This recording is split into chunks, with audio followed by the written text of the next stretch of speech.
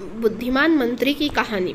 एक बार की बात है, एक रियासत में के मंत्री ने राजा को अपनी बेटी के विवाह समारोह में निमंत्रित किया। जब राजा अपने परिवार के साथ विवाह समारोह में पहुंचा तो मंत्री उन्हें सम्मानपूर्वक विशिष्ट आसन पर बैठाने ले गया। तो मंत्री यह देखकर बहुत लज्जित हुआ कि एक सफाई कर्मी वहां बैठा हुआ था। उसने सफाई कर्मी को सभी के सामने वहां से उठा फेंका और उसे बहुत डांटा। सफाई कर्मी ने बहुत अपमानित महसूस किया और बदला लेने की योजना बनाने लगा। अगले दिन सुबह वह जब राजा का कक्ष साफ कर रहा था, तभी वह जानबूझकर बड़बड़ाया, राजा कितने नादान हैं, उन्हें यह पता ही नहीं कि रानी और मंत्री के बीच क्या चल रहा है।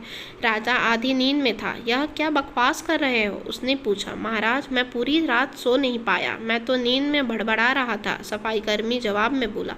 हालांकि उसकी बात सुनकर राजा के मन में संदेह के बीज पड़ गए थे। राजा अब मंत्री से चिढ़ने लगा और समय समय पर अपमानित करने लगा। एक दिन तो उसने द्वारपालों से कह दिया कि मंत्री को महल में घुसने ही न दें। मंत्री राजा के व्यवहार से बहुत चकित था, लेकिन कुछ विचार करने के बाद उसे समझ में आ गया कि सफाई कर्मी ही इसके लिए जिम्मेदार हो सकता है। मैंने उसका अपमान किया था और उसी ने उसका बदला लिया है।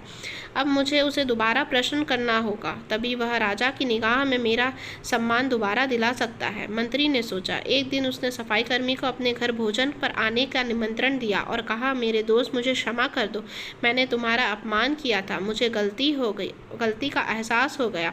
इन सुंदर कपड़ों को उपहार के रूप में ग्रहण करो, चलो मेरे साथ भोजन करो। सफाई कर्मी प्रसन्न हो गया।